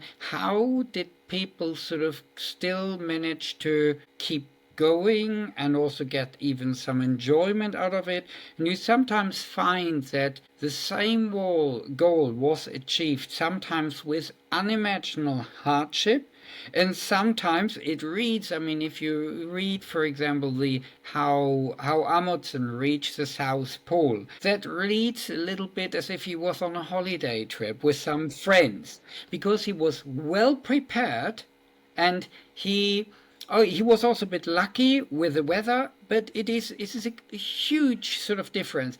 But going back sort of to history now, one of the reasons why I like to read this is something that has happened. And in today's world, there's just so much movement in it. Everything, so it needs to be now, and it needs to be new, and in a week's time it's already forgotten, and you don't know what's happening. Especially politics today, it's just everything, something crazy. And isn't it fascinating how history repeats itself and makes Yes, circles? that's so.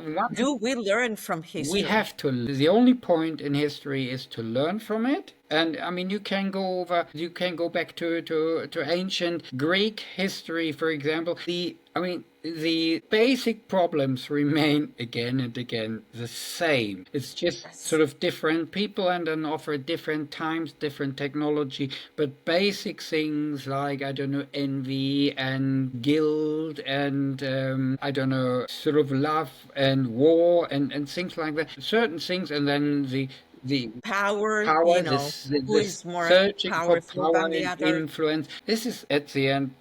But other things. to all these questions, human is the answer. Yeah. The human, Yeah. the person is the And then answer. have a This look. should always be in the center of everything.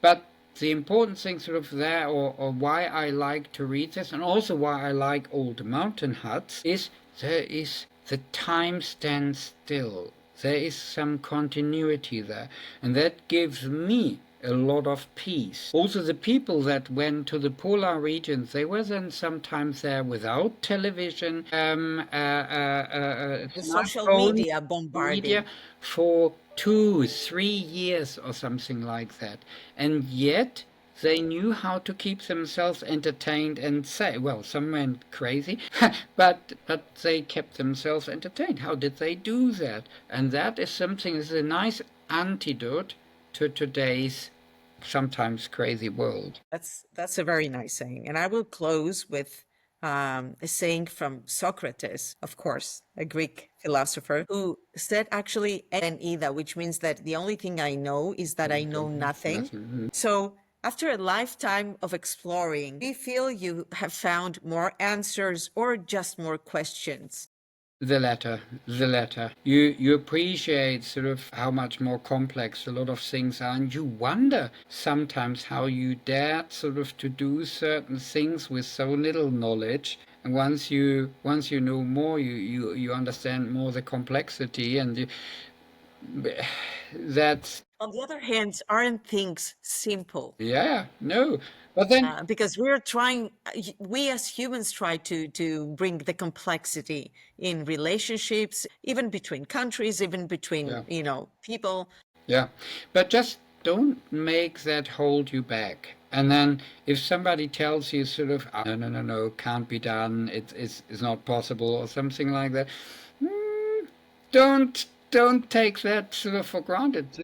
Maybe it just hasn't been done yet, and why not? And I said, sort of, why not do something new? Even if you think, well, I should really not, or so. Yeah, do it. Do it. Definitely try it. And I mean, you burn your fingers. Just make sure you don't burn your whole arm off. But sort of, if you burn your fingers a little bit, sort of, just do it. You'll recover. Yeah, exactly. And you're the wiser next time. So yeah. Wolfgang, thank you very much. It was an amazing conversation, and I think that people will benefit not only from this conversation, but also from your diaries. And some of us have the exceptional luck and benefit to know you in person. For all the other that are not able to get to know you in person, I think that they will vastly enjoy this podcast. Thank you. Okay. Thank you very much. It was a pleasure. Everything. As always, Vassiliki. Okay. Thank you. Thank you Take very care. much. Kalispera, You too. Kalinikta. Ciao. Thank you. Okay. Kalinista. Bye.